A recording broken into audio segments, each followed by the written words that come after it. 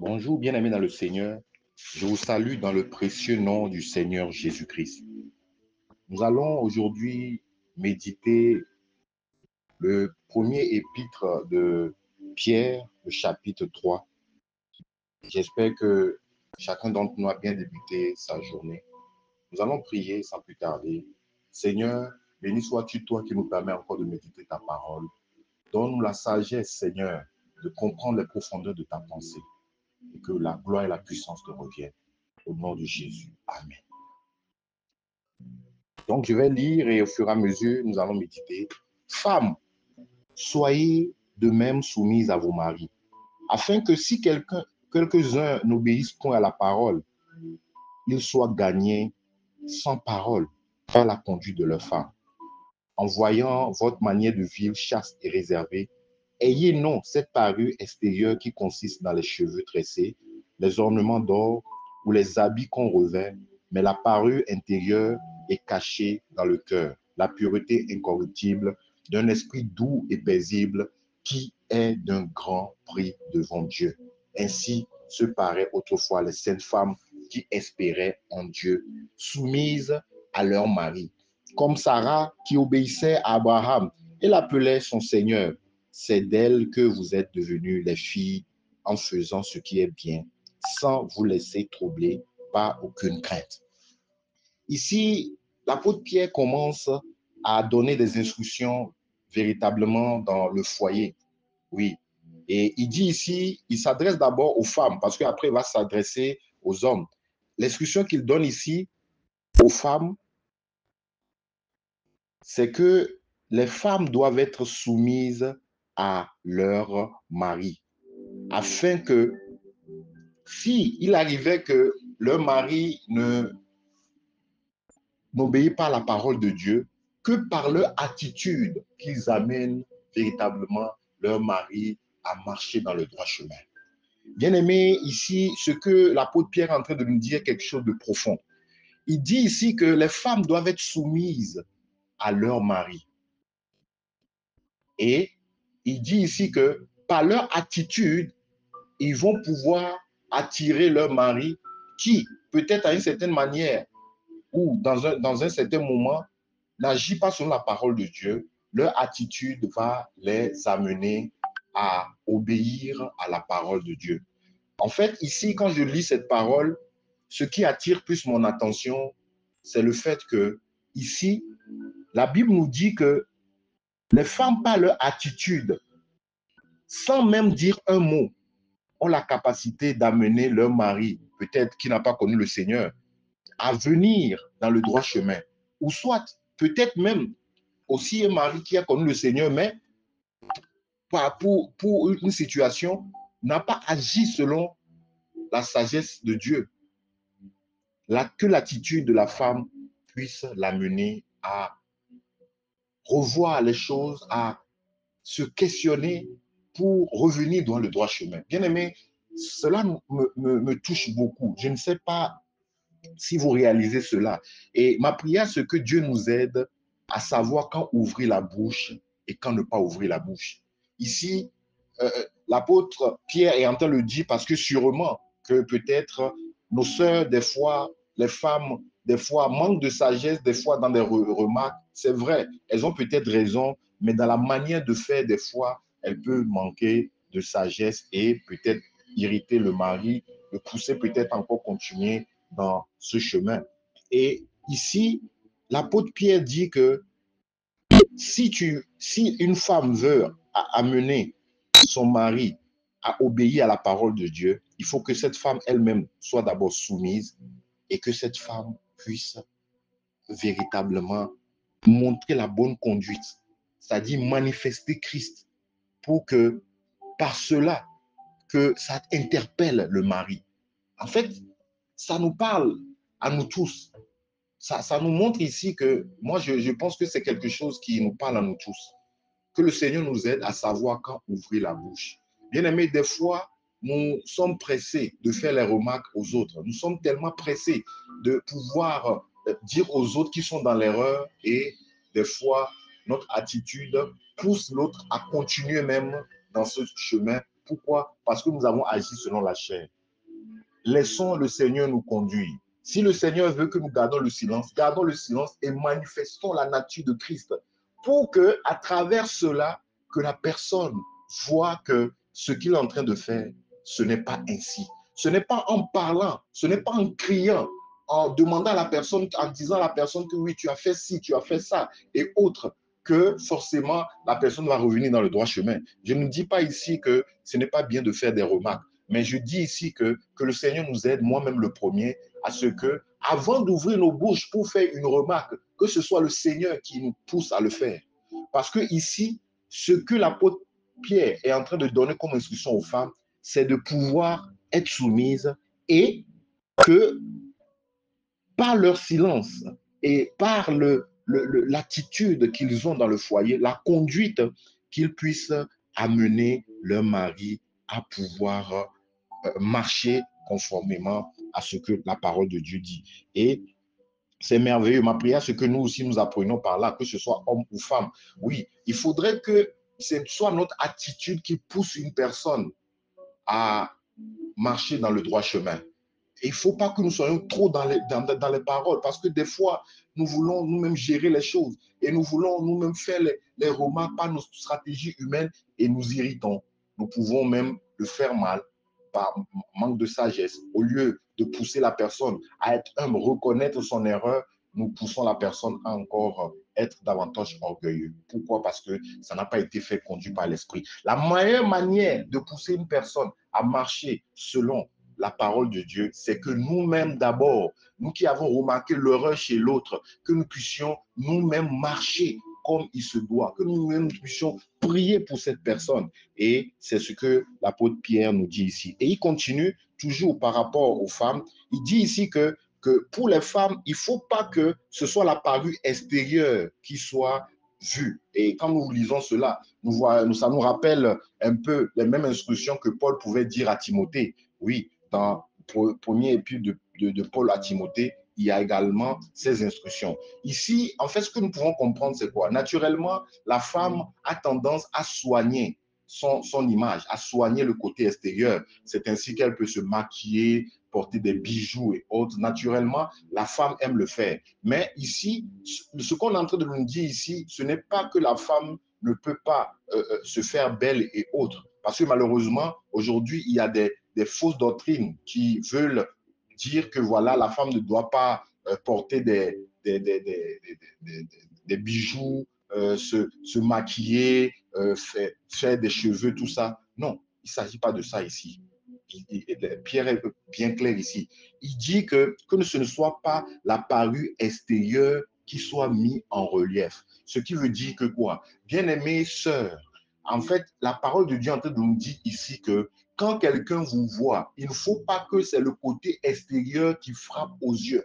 Non, ce n'est pas le côté extérieur qui doit attirer l'attention, mais c'est le côté intérieur, c'est la partie intérieure, votre la douceur que vous avez, la tempérance que vous avez, ce côté de la manifestation de la nature de Christ qui est en vous, c'est ça qui doit plus attirer l'attention. Si toi, on te voit et en fait, l'image qu'on garde, c'est la sœur qui se maquille beaucoup, c'est la sœur qui porte, qui met beaucoup de rouge à lèvres, bien aimé, tu es passé à côté. Il faudrait que toi, en tant que sœur, quand on te voit, on réalise la douceur de Christ, on réalise la tempérance, on réalise la patience, on réalise l'humilité, on réalise la soumission. C'est de ça qu'il s'agit ici. Il faut que ce qui frappe aux yeux quand on te voit soit la parure intérieure et non la parure extérieure. C'est ce qu'il veut nous dire ici. Et il continue également ici, il nous donner ici l'exemple des servantes de l'Éternel. Elle donne ici l'exemple de Sarah. Sarah qui est un exemple pour beaucoup de sœurs aujourd'hui. Sarah qui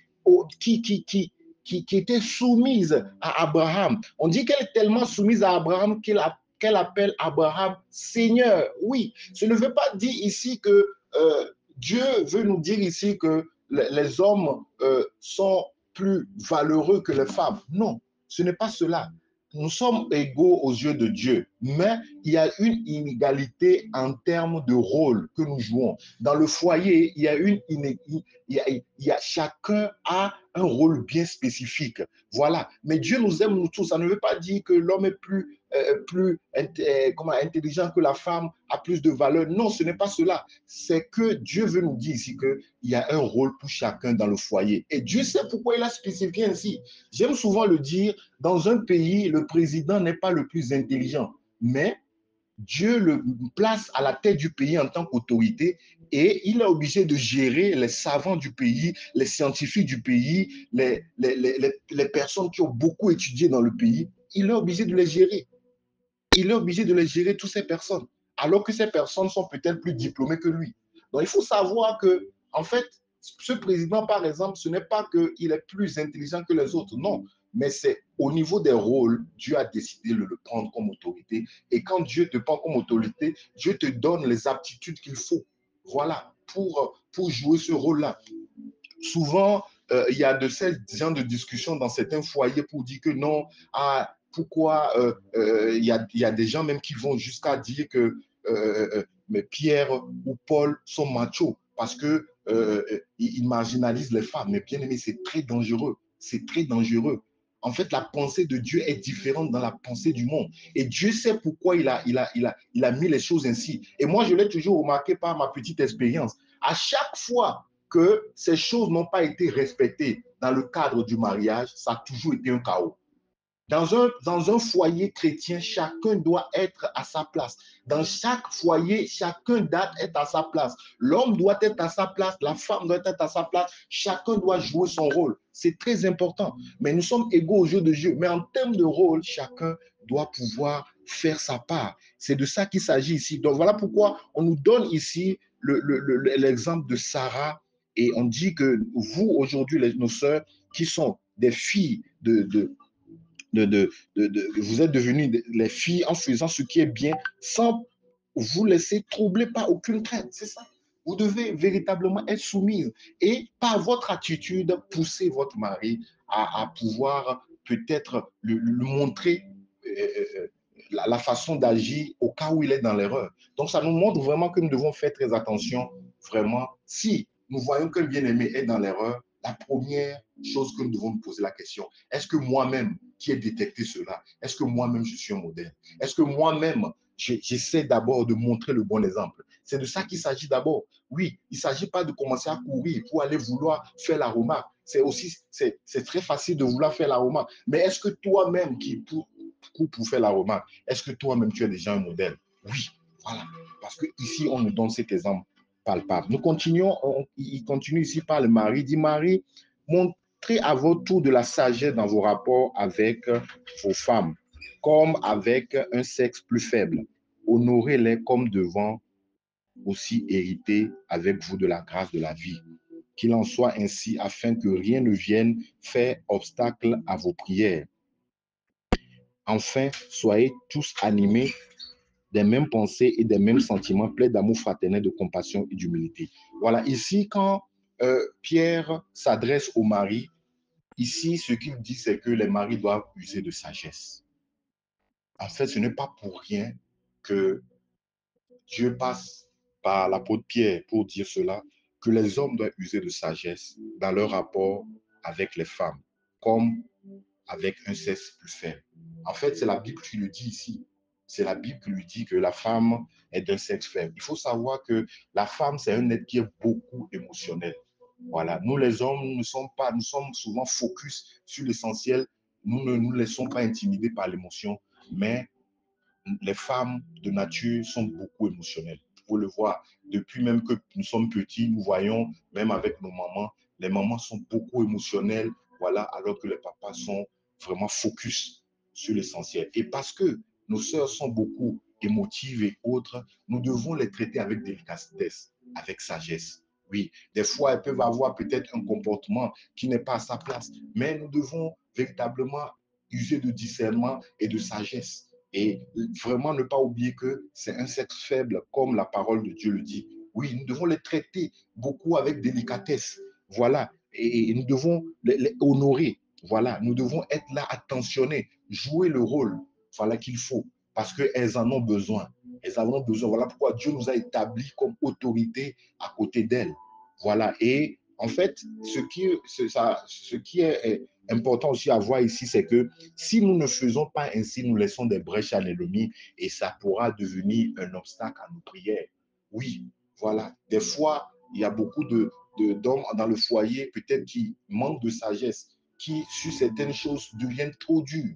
Non, nous devons ne pas oublier que la femme est d'un sexe faible et que dans les choses que nous allons prendre comme décision, que nous puissions véritablement user de discernement et de sagesse, savoir à quel moment reprendre, à quel moment jouer tel rôle parce qu'elles sont délicates. C'est le Seigneur même qui les a créées et le Seigneur sait vraiment de quoi elles sont composées. Le Seigneur sait vraiment quels défis qu'elles rencontrent. Voilà pourquoi il nous pousse aujourd'hui, nous, en tant qu'autorité dans le foyer, à user de sagesse envers elles. Parce que si nous ne le faisons pas, le problème, c'est quoi? C'est que nous allons ouvrir des brèches à l'ennemi et cela sera comme un obstacle à nos prières. Et je rappelle encore que dans le foyer, nous ne devons pas oublier que chacun doit être à sa place. Le mari doit aimer sa femme et user de sagesse envers elle, l'honorer. De la même manière, la femme doit être soumise à son mari. Oui, c'est très important. Si quelqu'un d'entre eux ne joue pas bien son rôle, ce qui se passe, c'est quoi? Nous ouvrons des portes au diable et ça sera obstacle à nos prières. Les prières ne prions sont efficaces. Oui, la Bible dit, la prière du juste est d'une grande efficacité, c'est vrai. Mais un couple marié qui n'use pas de sagesse et qui, là où il y a la tension, il faut savoir que parce que normalement, devant Dieu, vous êtes un. Mais s'il y a tension, c'est comme s'il y a une forme de division. Et donc, vos prières ne peuvent pas être efficaces. Donc, ce sont des choses à gérer. Voilà, donc il continue encore, il dit ici, enfin, soyez tous animés des mêmes pensées, des mêmes sentiments. Oui, nous tous nous devons être pleins d'amour fraternel, de compassion et d'humilité. C'est très important. Dans l'œuvre de Dieu, dans la maison de Dieu, nous devons user de compassion. User de compassion parce que des fois, il peut arriver que l'autre, il ne fait pas encore la chose comme il se doit. Nous devons être patients, user de compassion, être humble. Ce n'est pas parce que Dieu nous fait la grâce, nous, de comprendre certaines choses, que nous allons penser que, voilà, les autres qui n'arrivent pas à faire comme il se doit, eux, on va les mépriser. Non, nous devons user d'humilité.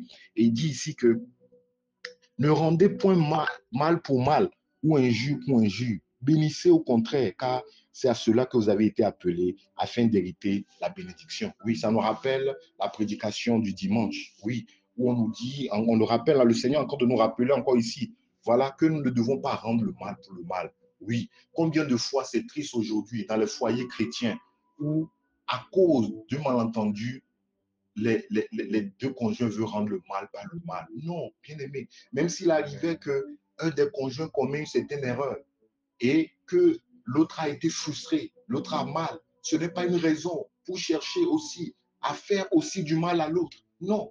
Qu'est-ce que nous devons faire? Ça rejoint le premier verset. Nous devons nous pouvoir manifester la bonne nature pour qu'à travers cela, l'autre puisse voir que oui, il a été dans la mauvaise voie et que notre attitude pour le ramener, puisse le ramener dans le droit chemin. C'est cela, c'est très important. Au milieu de l'assemblée, c'est la même chose. Et il continue ici, ou injure pour injure. Bénissez au contraire. Voilà. Nous, nos bouches doivent servir à bénir, même si on nous injurie, que nous puissions bénir.